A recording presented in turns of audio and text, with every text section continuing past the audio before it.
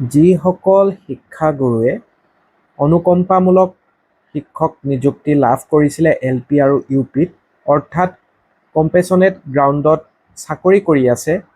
আৰু যিসকলৰ BEd DLEd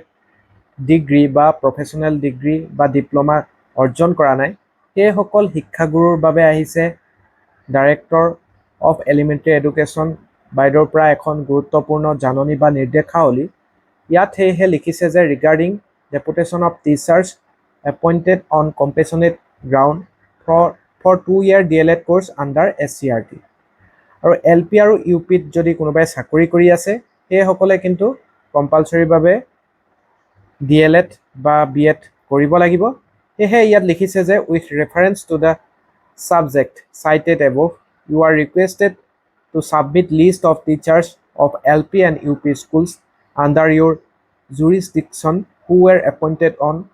compassionate ground and did not possess the profession qualification of DLEd or BEd as mandatory by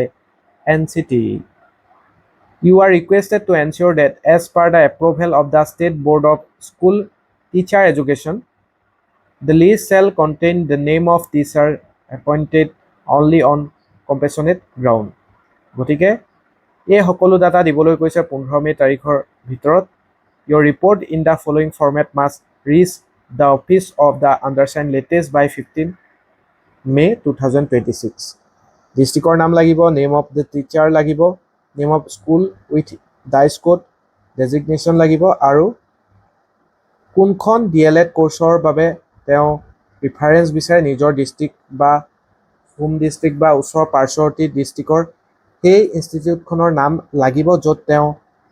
SCRTৰ অধীনৰ যিটো DLEd course বা যিবিলাক diet আছে সেইবিলাকত কৰিব বিচাৰে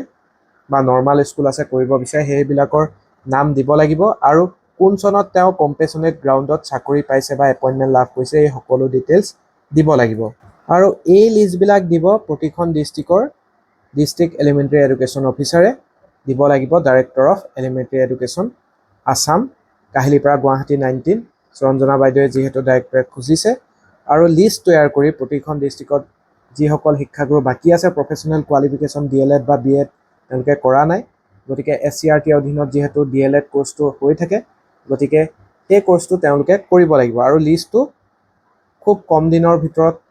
এখন যিহেতু ওলাইছিলে 13 তাৰিখে আৰু দিবলৈ কৈছে 15 তাৰিখ অৰ্থাৎ আজিৰ ভিতৰত